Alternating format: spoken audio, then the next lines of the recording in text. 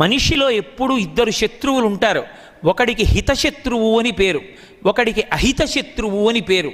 హితశత్రువు అంటే చాలా చక్కగా ఉన్నట్టుంటాడు, ఎంతో బాగా కూర్చున్నట్టుంటాడు, మనతో ఎంతో మంచిగా ఉన్నట్టుగా ఉంటాడు, కానీ పాడు చేసేస్తాడు.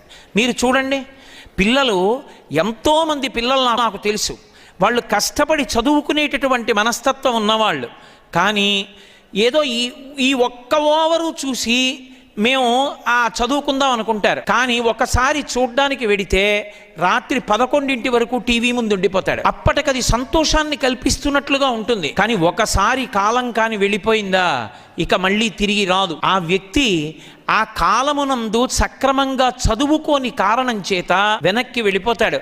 కాలాన్ని ఒక్కసారి దుర్వినియోగం చేసుకుంటే ఆ వెనక ఎన్ని ఇబ్బందులు పడవలసి ఉంటుందో ప్రత్యక్షంగా అనుభవించిన వాళ్ళకి తెలుస్తుంది.